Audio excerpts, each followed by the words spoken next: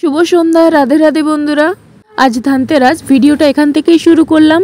তো মা লক্ষ্মীর পুজো তো আজকের দিনে করতেই হবে, কারণ আমাদের বাস্তব জীবনে মা লক্ষ্মীর কৃপা একটু বেশি প্রয়োজন প্রত্যেকটা মানুষের কাছে। খুব একটা যদি ভুল না বলি, সবাই আমার সাথে সহমত হবে। আর সেই সঙ্গে ধনতেরাস পুজোও আমি করে থাকি। তো এটা সন্ধ্যাবেলার ফুটেজ ধনতেরাস পুজোর। এই যে কুবের ঠাকুরের পুজো করেছি আমি, আমার মতো করে গুছিয়ে পুজো করেছি। তোমরা কিভাবে পুজো করলে অবশ্যই কিন্তু কমেন্ট করে জানিও। খুব একটা বেশি রীতি নিয়ম আমি জানি না, যতটুকু জানি তার মধ্যেই চেষ্টা করেছি। ত্রুটি কিছু হয়ে থাকলে আগের থেকেই ক্ষমা চেয়ে নিলাম। জীবনে শেখার কোনো শেষ নেই। কখনো ভাবিনি যে আমি একটা থালা ডেকোরেট করব, যদিও ভীষণ সুন্দর করে যারা কলকা আর্টিস্ট তারা ভীষণ সুন্দর সুন্দর কলকার সাহায্যে মাটির থালাতে রং করে খুব সুন্দর করে প্রদীপের 14 প্রদীপের যে থালাটা রেডি করছে, আমি অনেক ভ্লগ দেখেছি। তো তাদের থেকে ইন্সপায়ার হয়েই আমি এই থালাটা রেডি করলাম।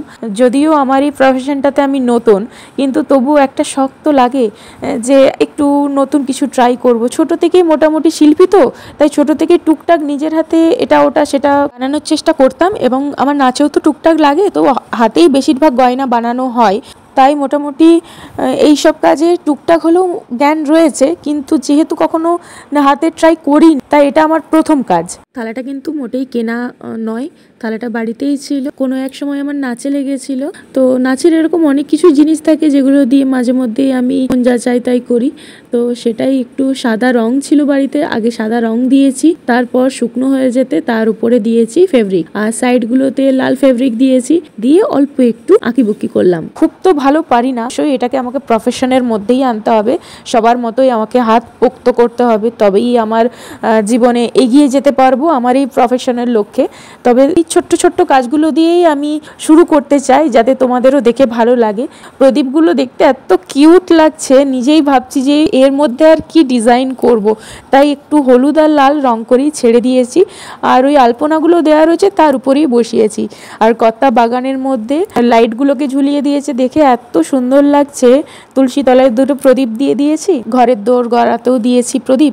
14 প্রদীপ তো সব জায়গায় দিতে হয়। দিওয়ালি মানে তো আলোর উৎসব, একটু বাড়িতে আলো না হলে ভালো লাগে কি? আজ ভূত চতুর্দশী, আজকের দিনে তো একটু প্রদীপ জ্বালাতেই হবে পূর্বপুরুষদের উদ্দেশ্যে। সকাল থেকে কি খাওয়া দাওয়া করেছি সেটাই তোমাদের সাথে শেয়ার করা হয়নি, তাই সেই ক্লিপটা আমি অনেকটা পরে অ্যাড করলাম। আজকে একটু ফুলকপির তরকারি করেছি, আমচুর পোস্ত আর এমনি চাটনিও করেছি, সিম্পল রান্না। সন্ধ্যেবেলায় তো সব কিছু কেনাকাটি হয়েছে। চলে এসেছি আতশবাজি কিনতে। আতশবাজি মানে আমি কিন্তু ফটকা কিনি না, ওই ঝুরঝুরি, তুবড়ি, রসবাতি, চচ্চড়ি বোম এইসবই টুকটাক কিনেছি। আর একটু সাপবড়ি কিনেছি, ছোটোবেলার এগুলো খুব পছন্দের, এই যে টুকটাক এগুলো সব কিনেছি। তো চলো এবারে বাড়ি চলে যাই। রাত পেরোলেই কালী পুজো কাল। শুভ দীপাবলির শুভেচ্ছা সবাইকে। আজকে তো কালী পুজো, অমাবস্যা পড়ে গিয়েছে। তো আমরা এসেছি মেদিনীপুরের সিদ্ধেশ্বরী মায়ের মন্দিরে সন্ধ্যেবেলায় পুজো দিতে। তো কোনোদিন ভিডিও বা ছবি তোলা হয়নি, নিষিদ্ধ থাকে। আজকে দেখলাম সবাই ছবি ভিডিও করছে, তাই বাইর থেকে আমিও একটু ছোট্ট করে ক্লিপ নিলাম পুজোর পরে বেরিয়ে এসে। আর তার সামনেই রয়েছে লচিপদ্মা মায়ের পুজো, তো সেটাও তোমাদের সাথে শেয়ার করলাম। অনেক দিনের পুজো, প্রায় 200 বছরের শেয়ার করি লচিপদ্মা মায়ের একটু ছোট্ট ক্লিপ। বনেদি বাড়ির পুজো তো একটু অন্য রকমেরই হয়, যেমন মল্লিক বাড়ির দুর্গা পুজো, ঠিক সেই রকম লচিপদ্মা মায়ের পুজো ভীষণ ফেমাস। আর কত সুন্দর দেখতে। আমাকে তো সাবেকি ভীষণ ভালো লাগে, আমার যে কোনো সাবেকি থিম খুব ভালো লাগে। এই যে মায়ের দর্শন, কি সুন্দর লাগছে না দেখতে, আমার তো খুব ভালো লাগে। চলো, ভিড় আস্তে আস্তে বাড়ছে, যদিও আমরা সন্ধ্যা টাইমে চলে এসেছি, রাতে কিন্তু প্রচুর ভিড় বাড়ে।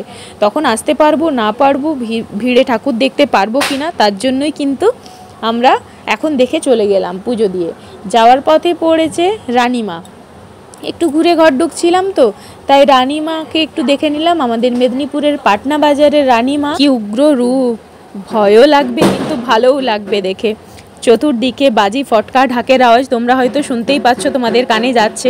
আর কিছু কিছু জায়গায় অরিজিনাল ভিডিওগুলো একটু স্কিপ করে দিয়েছিলাম, কেননা প্রচুর পরিমাণে মাইক বাজছিল তো, আর কপিরাইট পড়ে যাবে সেই জন্য। আরও অনেক ঠাকুর দেখেছি, সবার ভিডিও কিন্তু নেওয়া হয়নি, রাস্তায় অনেক ভিড়, তাই কিন্তু ঠাকুর দর্শন করে চলে এসেছি, ভিডিও নিতে পারিনি। চলে এসেছি বাড়িতে, ওই যে কালকে কিনেছিলাম আতশবাজি, সেগুলোই আর কি বাড়িতে ফাটাচ্ছিলাম, সেটাই তোমাদের সাথে শেয়ার করলাম। ভীষণ ভালো লাগে, সেরকমভাবে তো আর বোম ফাটানো হয় না, এই টুকটাক ঝুরঝুরি, তুবড়ি, রসবাতি এগুলোই ফাটানো হয়।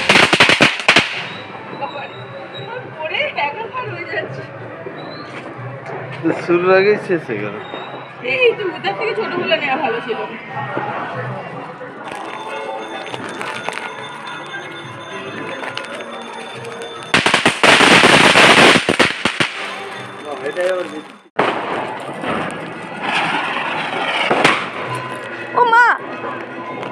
এটা কি চলে এসো।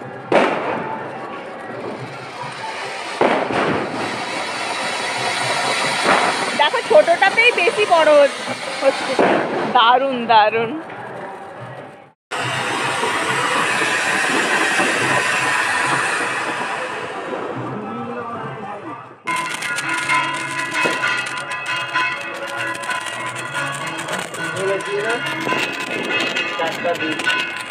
কিটা দেখো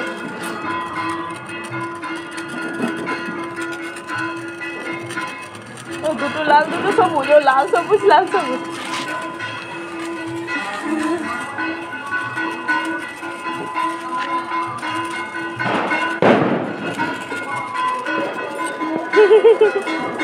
আতশবাজি ফাটানো কমপ্লিট। এবারে গোপুসোনাকে ঘুম পাড়াবো, তার আগে ওকে একটুখানি আতশবাজি ফাটিয়ে দেওয়া করালাম। একটু জুড়ি একটু তুবড়ি ওর জন্যও রাখা ছিল। তার বাবা ঘুম পাড়ানোর আগে তাকে দিয়েও একটু জ্বালিয়ে নিল। এবারে হাত মুখ তাকে ধুইয়ে ঘুম পাড়িয়ে দেবে। বাড়ির সামনে ক্লাবে প্রতি বছরই বড় করে ঘটাকরি পুজো হয় আর ভোগ করে। আর আমার কর্তা তো ক্লাবেরই মেম্বার, তো তাই ক্লাবে তো খায় আর বাড়িতেও দিয়ে যায়। খুব সুন্দর প্রসাদটা করে, খিচুড়ি, বেগুনি, লাবড়া, আলু পোস্ত, চাটনি, দারুণ লাগে খেতে। প্রসাদ খেতে তোমাদের কার কার পছন্দ অবশ্যই কমেন্টে জানিও।